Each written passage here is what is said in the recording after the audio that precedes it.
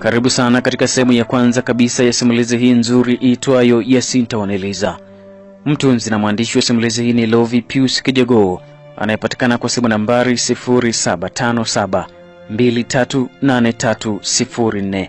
Simulizi hii imeandaliwa na kuletwa kwako na Simulizi Mix Entertainment, wanaopatikana kwa simu nambari 0712505163. Unaweza kuipata simulizi hii na nyinginezo nyingi zinazoandaliwa na Simulizi Mix Entertainment kwa kudownload application ya Simulizi Mix Play Store bure kabisa, au kwa kutembelea na kusubscribe katika YouTube channel zetu ambazo ni Simulizi Mix na ile ya Simulizi Mix 5 in 1. Lakini pia usisahau kabisa kutufollow katika Instagram page yetu ambayo ni Simulizi Mix.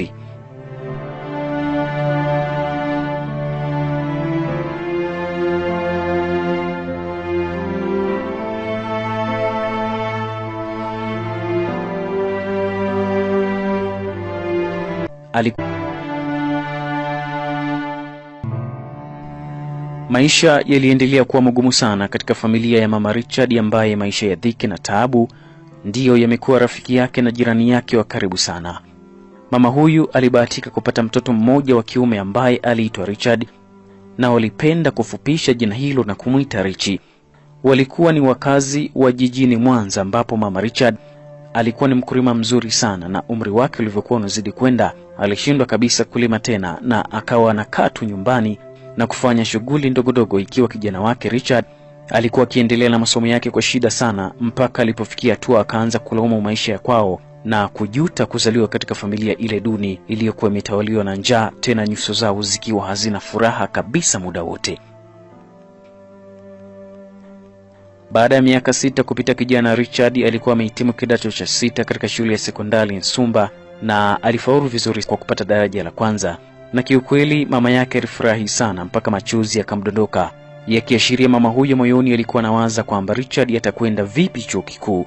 Lakini alipokuwa akijiuliza swali hilo, alishia kutoka na machozi tu, na ilibidi ajipe moyo kwa kusema kwamba Mungu ni muweza wa yote. Baada ya miezi 5 kupita, vyuo vilianza kutoa majina ya wanafunzi waliochaguliwa kujiunga na vyuo vyao katika ngazi ya shahada. Ilikuwa ni kama neema kwa kijana Richard, kwani alichaguliwa kujiunga na chuo kikuu cha Dar es Salaam, yani maarufu kama Mlimani, na tena alipangiwa taaluma ya ualimu. Lakini Richard alijikuta akikumbwa na huzuni ghafla, na furaha ikatoweka na kuelekea ndani ya shimo lililojawa na maji ya moto. Yote hayo aliyahisi baada ya kupewa mkopo kidogo sana kutoka katika bodi ya mikopo ya elimu ya juu. Uchungu wa mwana anaujua mzazi. Mama Richard alinungunika sana kuona mwanae anafadhaika sana moyoni mwake na kuonekana asiye na furaha muda wote. Na Mama Richard aliamua auze kile king'ombe chake kimoja, ndipo Richard akafanikiwa kwenda chuo baada ya kupata visenti kidogo kutoka kwa yule mama yake. Richard alipofika tu maeneo ya chuo, alianza kushangaa jinsi watu walivyopendeza huku wakipishana na utulivu kabisa, na alistaajabu sana, lakini aliweza kupiga moyo konde. Sema watu walimshangaa sana kwa sababu Richard alikuwa na rangi nyeupe ya kuvutia, na kichwani alibarikiwa nywele nzuri za kuteleza, na hivyo akapachikwa jina la Shombe Shombe, na yeye akalipokea kabisa kwa mikono miwili. Na baada ya miezi 4 kupita, Shombe Shombe alikuwa ameshakizoea kile chuo, na akaanza kujiona mpweke sana kwa sababu kila kona ya chuo aliyokuwa nakatiza alikuwa anaona kila mtu akiona mwenzake, na tena wakiwa wameshikana kwa karibu sana. Richard Shombe Shombe na yeye aliamua tafute mwenzi wake, na ghafla alijikuta moyo wake unatua vyema kwa binti mmoja aliyekuwa mwaka wa pili aliyefahamika kwa jina la Yasinta Mgogo. Alikuwa ni binti aliyebarikiwa umbo kubwa na zuri, hasa makario yaliyokuwa ni makubwa ya ajabu. Yaani kila alipokuwa akipiga hatua moja mbele, yaliweza kutikisika kwa kasi zaidi, huku yakipishana kwa sekunde 3. Linaanza la kushoto na kisha linafuata la kulia kwa kunyata. Na vile vile alikuwa na mdomo mdogo na mzuri sana, na alikuwa akivaa nguo za kubana, na mara nyingi alikuwa akichelewa darasani, na alipofika alikuwa akipita katikati ya darasa huku akielekea kutafuta nafasi ya kukaa mbele kabisa. Nyuma ilikuwa ikisikika milio ya viatu vyake virefu, na vijana wote walikuwa wakigeuka nyuma na kuangalia jinsi maumbile yake yalivyokuwa yakionyesha umahiri wa kutikisika. Richard alisema hatakubali kamwe kumkosa Yasinta, na kitu ambacho kilikuwa kinamuumiza sana Richard kichwa ni habari anazosikia kwamba Yasinta kawakataa vijana wengi sana pale chuoni. Kumbe Yasinta naye alikuwa amevutiwa sana na nywele za yule Richard Shombe Shombe, lakini akawa anaogopa kusema.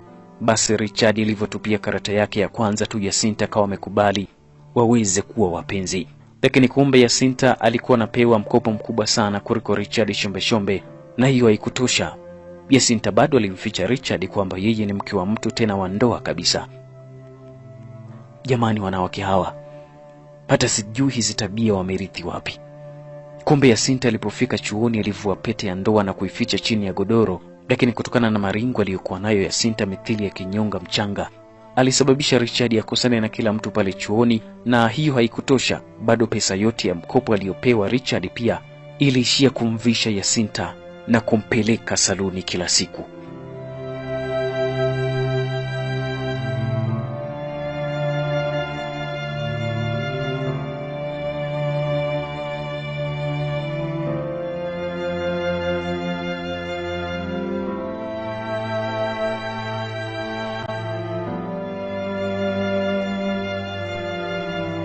Naam, huo ndo mwisho wa sehemu hii ya kwanza ya simulizi hii nzuri itwayo Yasinta Waniliza. Je, nini kitaendelea baada ya hapo? Mapenzi ya Richard pamoja na Yasinta yalikuwaje? Kwa hayo pamoja na mengine mengi, basi ungana nami katika sehemu ijayo ambayo itakuwa ni sehemu ya pili ya simulizi hii nzuri itwayo Yasinta Waniliza. Kumbuka msimulizi wako ni mimi Felix Mwenda, na simulizi hii imeandaliwa na kuletwa kwako na Simulizi Mix Entertainment, ambao unaweza kusubscribe katika YouTube channel zao za Simulizi Mix na Simulizi Mix 5 in 1, na mwandishi na mtunzi wa simulizi hii ni Lovi Pius Kijego.